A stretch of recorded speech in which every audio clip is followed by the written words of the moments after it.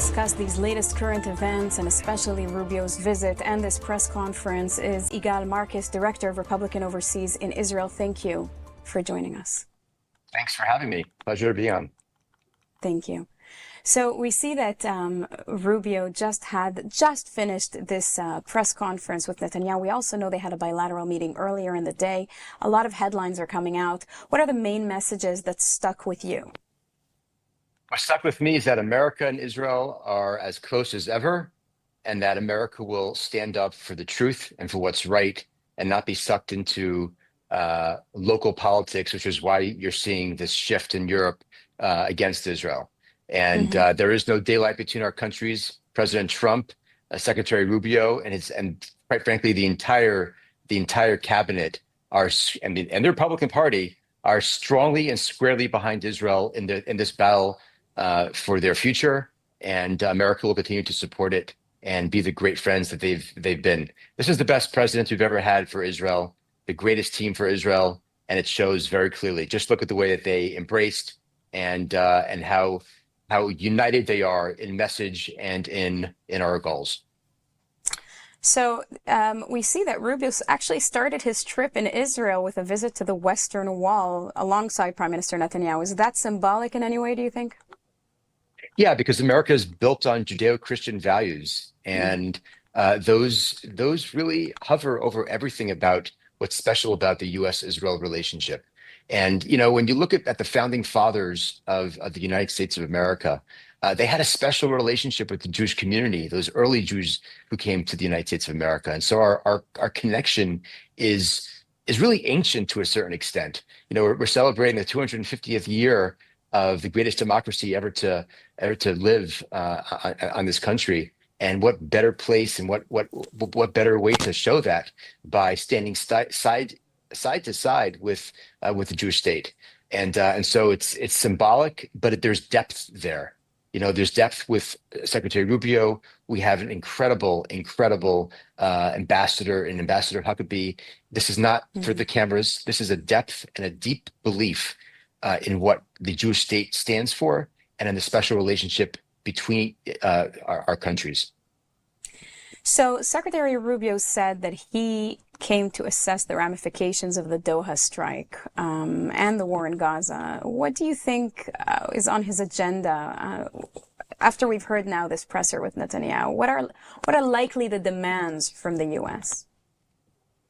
I'm not sure that there are demands as opposed to trying to figure out, you know, what the next steps are. Prime Minister Netanyahu was very clear about UN Resolution 1373, which gave him the power to do exactly what he did. And let's not trick ourselves. October 7th wouldn't have happened had Qatar not given billions of dollars to Hamas and propped them up. What we see on the campuses in the United States, the anti-Semitism and hatred towards Israel, maybe those wouldn't be there had it not been for the incredible amount of funding that Qatar sends to U.S. universities, the #1 country in terms of foreign donations. So Qatar has a lot to answer for when it comes to this crisis. And so I'm sorry that you know, Israel had to do what it had to do and uphold that very important UN resolution, which was born in the wake of 9/11. But I'm sorry that Qatar feels kind of insulted by it, but they have a lot to answer for in this crisis, a lot to answer for. And so they need to be held accountable as well. We'll find out and uncover this, but let there be no mistake. Had there not been Qatar funding, Hamas would have failed. I absolutely agree with what you're saying. However, the U.S. is in some kind of a very interesting position with an ally here in Israel, but also another ally there in Qatar. So what do you think that Rubio might seek to secure some kind of promises from Netanyahu in order to address the criticism? For example, guarantees on future targeting or greater transparency? Yeah, I think those are all fair. I think transparency is fair. I do think that, you know, what Rubio wants to do is to de-escalate that particular crisis right now. I know that the Arab countries are trying to come together and create this united front against Israel, which is comical because they all hate each other. So how they're going to unite against it? I guess the enemy of your enemy is your friend, or something like that. I'm not exactly sure, but this will be a Right. lot of fun watching. That's for sure. But I do think that he's going to try to get just try to de-escalate the situation. We do want somebody to step in and to be the intermediary between Israel and the terrorist entity known as Hamas. They had been doing it because of their close relationship with Hamas, because all the funding they gave him. So I guess he wants to de-escalate that. But Rubio knows, President Trump knows that Israel had to do what has to do what it has to do, and UN 1373, great resolution. Well, Qatar's prime minister said that Israel must be punished for the strike, and he criticized the Israeli strike as state terrorism. We heard some of the comments here in the press conference addressing this. Netanyahu certainly said that it's a double standard and hypocritical. But when he says that Israel must be punished, what could a possible punishment be, do you think, and would the U.S. allow for it? Well, it's comical for Qatar, the biggest funder of Hamas, to say that Israel needs to be punished and to be held to account, because they need to be held to account. They've been lavishly hosting Hamas terror leaders on their soil for a very long period of time, and they have funded many bad things against the United State of Israel. That we need to be held accountable, but they can get away scot-free for what they've done and for what they probably knew about before the attack of October 7th. But that being said, they're not going to do anything. Israel is so much stronger than they are.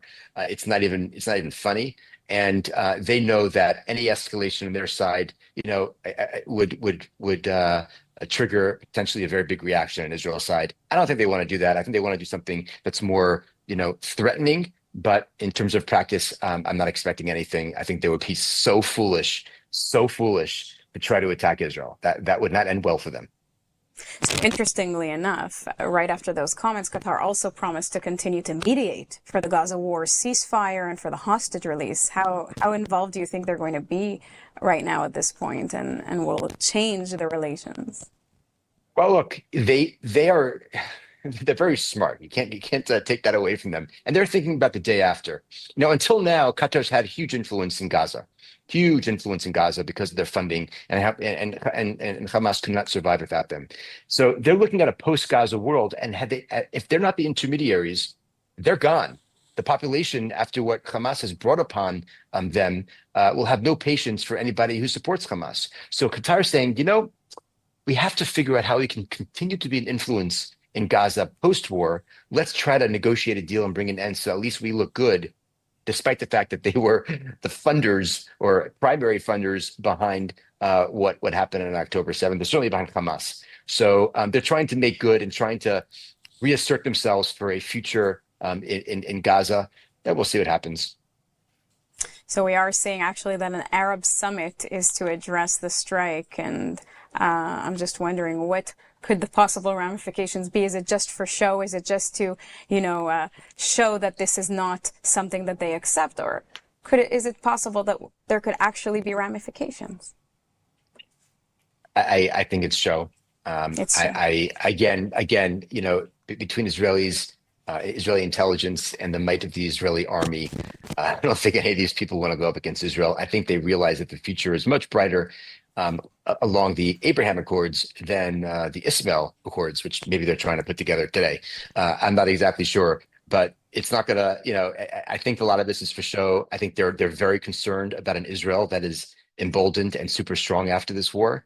And they have good reason to be concerned, except if they become an ally and build a future in the Middle East that could be promising for all and spread the success and the peace that this region desperately wants and needs.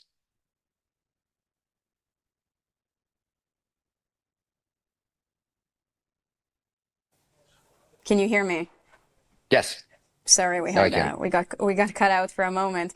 So now, with this rising pressure from the Gulf and the Arab Islamic states, how do you think Israel should balance its security actions? I mean, definitely, Israel needs to strike Hamas leadership wherever it will be, and Netanyahu has said that time and again, even just now in the press conference.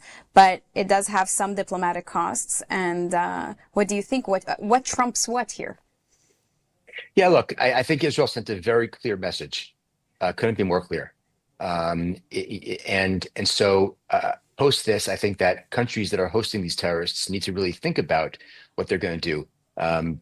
Our friends in Egypt, and I say friends with very big parentheses because they're not friends, but the country of Egypt is very concerned that we're going to go after Hamas operatives there. Turkey's going a little bit nuts about that as well.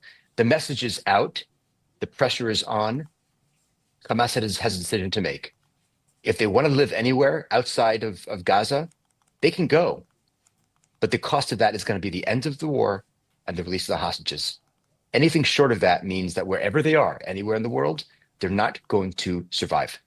And so it's very clear that that they're nervous. They should be nervous, but to deal with this properly is very simple. It's a very simple thing.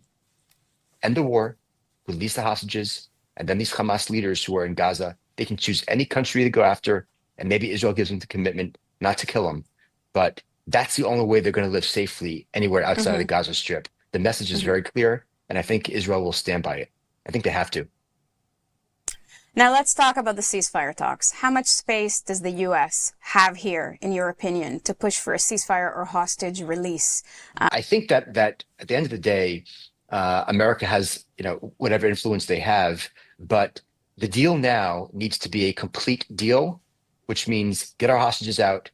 Hamas leaders get evicted from Gaza. Gaza demilitarized. Israel has security control over Gaza, and we can think about how to rebuild Gaza so that there's prosperity and peace for all involved. America has a vision. President Trump has a very clear vision about what Gaza could become. It could become the Dubai of the Mediterranean. That's really exciting. There's opportunity there. It's going to take time, but people, nations with a heart need to understand that when you rebuild after this, it's going to take 10 years until people actually have the opportunity to come home, but they'll come home potentially to a bristling, beautiful, center of the Mediterranean that we've never seen before. That's a pretty good vision. So if folks want that to come into to fruition, we need to get an end to this war. Hamas needs to end it, to agree to end it, and they can live happily ever after in another country while Israel rebuilds a Middle East that deserves peace and prosperity for all of its inhabitants, including members, Palestinians who have been pulled into this conflict against their will by Hamas. And do you believe that this can actually happen? It sounds so utopic in this current in the current conditions that we're at. I'll tell you why I'm skeptical that it can happen, and that is because, and we heard it from certain Egyptian officials, the world needs Israel to remain controlled and a victim, right? Everyone lined up on October 8th to express condolences until 2 days later, the college campuses that Qatar funded went crazy. But everyone likes Israel and the Jews as victims. What they don't want is Israel to be strong. The reason why the Gazans are being forced to remain in Gaza, and this is what the Egyptians said in a published report, is because they need them to be the counter pressure against Israel. Because with them gone and in Gaza emptied, and by the way, them gone meaning secure and safe and in a better place that they can rebuild their futures, Israel has no counter pressures. Now that's good for the Abraham Accords, but it's not good for the Ishmael Accords, and it's not good for a coalition that wants to ultimately see Israel either destroyed or massively weakened. So they need this to continue, and that's, by the way, very similar to the French and the Spanish, whose constituents and voters are becoming more and more anti-Israel, anti-Semitic, and pro-Palestinian, and the leaders there see it, and so they all need Israel to remain controlled, contained, and victimed. But Israel obviously is breaking out of that, and President Trump's vision is for Israel and the region to become prosperous and to invite those countries into the Abraham Accords and into a future that is going to be much brighter. And so that's, I still Right. have that it's a chalom, right? It's a vision, it's a hope. Do I think it can happen? I don't know. We'll see. It's definitely a dream and a vision, and hopefully we'll get there. Yigal Marcus, thank you very much for all of this insight. My pleasure. Now that's a wrap for this edition of ILTV on the Hour, broadcasting live from Israel and the heart of the Middle East. We're here every hour on the hour with the latest breaking developments, in-depth reports, and exclusive insights into the stories shaping the region and the world. Stay with us throughout the day for our next edition of ILTV on the Hour. I am Sivan Raviv, and thank you very much for watching.